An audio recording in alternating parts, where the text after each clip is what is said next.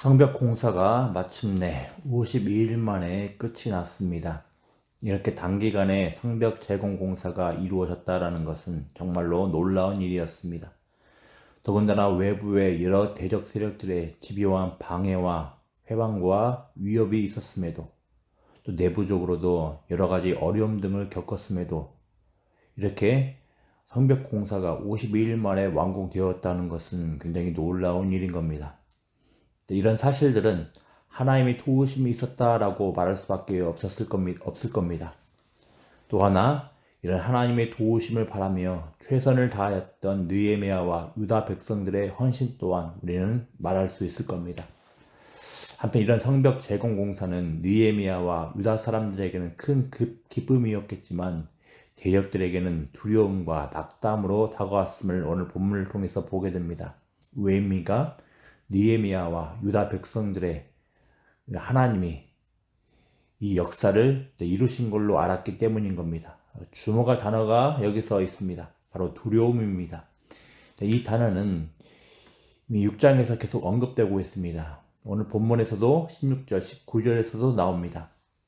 성벽 재건 공사를 거의 완공하기 전에 이 두려움은 대적들이 느헤미야를 방해하고 회방, 위협하여서 얻고자 하는 결과였습니다. 그럼으로써 성벽 재건 공사에 차질을 끼치고자 했습니다. 그렇지만 오늘 16절을 보니 이 대적들이 의도했던 두려움이 오히려 자신들에게 나타나고 있음을 보게 됩니다. 그러면 어떻게 이런 결과로 바뀌게 되었겠습니까? 물론 오늘 본문에 따르면 하나님께서 도우셨기 때문이라고 합니다. 동시에 느헤미야와 유다 사람들이 이런 방해와 회방과 위협 앞에서도 대적들보다 하나님을 더 두려워했기 때문일 겁니다. 하나님을 더 경외했기 때문일 것입니다. 마찬가지입니다. 교회가, 우리가 하나님의 백성들이 교회를 세워가며 하나님 나라를 확장해 나아갈 때 대적들보다, 그리고 세상보다 하나님을 더 두려워하며 나아갈 때 대적들과 세상은 하나님을 두려워하기 마련인 겁니다. 그런데 교회가 하나님을 두려워하기보다 세상에서의 세상적인 교회의 위치와 입지 등을 두고 두려워할 때, 세상이 주는 안정을 두고 두려워할 때, 그리고 세상이 주는 위협을 두고 두려워할 때 대적들과 세상은 하나님을 두려워하지 않는 겁니다. 그렇지만 교회가 정말로 온 몸과 마음을 다해서 하나님을 두려워하며 경외하며 살아갈 때, 그리고 교회를 세워나갈 때 세상은 하나님을 의식을 하며 하나님을 두려워할 것입니다. 여러분 꼭 기억을 해야 되겠습니다. 두려움을 극복할 수 있는 길은 하나님을 두려워하는 겁니다. 세상이 하나님을 두려워하도록 세상에 영향을 미치고 싶다면 먼저 교회가 하나님을 두려워하며 살아가는 것이 필요할 겁니다. 성벽 재건 공사를 마치면서 느헤미야와 유다 사람들이 큰 기쁨으로 즐거워했던 것처럼 우리가 하나님의 일을 하면서 또 교회를 세워나가면서 하나님께서 주시고자 하시는 기쁨을 누리고 크나큰 감사와 평강을 얻고자 한다면 무엇보다도 다른 그 무엇이 아니라 마땅히 두려워해야 할 분 하나님을 두려워하며 나아가는 것이 꼭 필요할 겁니다. 바라기는 하나님을 두려워함으로 인하여서 한 걸음 한 걸음 주의 몸된 교회를 세워감으로 인하여서 하나님께서 주시는 기쁨을 충만하게 풍성하게 경험하시기를 기도합니다. 이어서 17절부터 19절은 성벽 공사 과정이 결코 쉽지 않았음을 느헤미야를 두렵게 하고자 했던 특히 공동체 내부의 모습을 보여주고 있습니다. 예루살렘 안에는 도비야와 결혼 관계로 맺어진 세력들이 있었습니다. 또 이런 관계 등을 기반으로 하여서 도비야와 동맹한 자들이 많았음을 보여줍니다. 17절은 성벽 재건 공사 과정 가운데 여러 번 이들 동맹 세력과 도비야 간의 편지가 오고 갔음을, 긴밀한 내통이 있었음을 보여줍니다. 또 18절에서는 이런 왕래의 배경이 되는 도비야와 이들 세력들이 동맹 관계를 보여줍니다. 19절에서는 이들 도비야의 동맹 세력들이 도비야의 선행을 느헤미야 앞에 말하고 또 느헤미야의 말을 전했다고 합니다. 아마 도비야가 원하던 방식으로 적당히 타협하게 하려는 과정들이 진행되었던 걸로 보입니다. 이런 자들 중에서 대표적인 자가 무슬람입니다.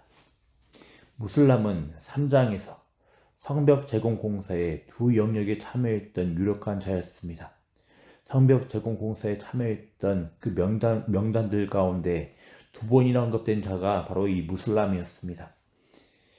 자, 이런 모습 등을 보면서 성벽 제공 공사가 얼마나 내부로부터 힘들었는지 추측할 수 있습니다. 얼마나 공동체 내부에서부터 집요하게 느헤미야를 힘들게 했는지를 우리는 추측할 수 있습니다.